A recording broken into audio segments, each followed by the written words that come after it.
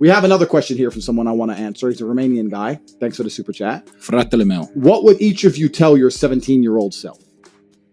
Well, let's not answer time travel questions like buy Bitcoin or some stupid shit like that. Let's actually, what would I stop wasting your time. So I was 17. I was working at a fast food restaurant making sandwiches. Now the internet didn't really exist as such, but looking back on it, it was part of my journey. And I regret nothing because I ended up where I am. So would I even go back and tell myself anything is the question. If I had to, it would be to not burn so much of my time. Let's talk to the 17-year-olds who are listening. You know, do you finish your job, come home, play video games, etc.? That's what I used to do when I was 17 a little bit.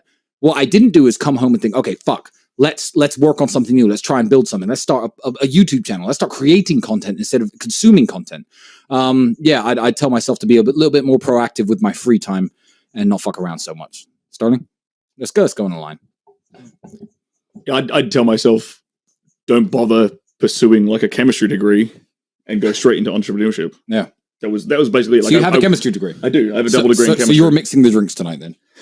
Justin Waller, what would you tell a 17-year-old version of yourself? Man, 17? I would tell you that if it hurts, you might be doing the right thing. That's good. Go find pain. Most of the time, you're going to find a reason. If you think something is going to hurt or it's scary to you, that's probably what you should be doing. Mm-hmm. You know, whether it's going to the gym, if it's going to talk to that girl that nobody else will go talk to because she's too pretty, if it's taking a fight or trying to make a sale that's bigger than you thought it should be, going after some big kind of revenue, asking for a contract that's bigger than what you're used to or you think that is possible for you. Go do something that's painful, whether it be from physical pain or fear. 17-year-old Andrew, what would you tell yourself? I think Justin actually nailed it. He did. I know you nailed it. Do hard things. Name a single attribute for masculinity which is going to come from a place other than trauma or pain. I talk about this all the time. People say, I've had a traumatic life.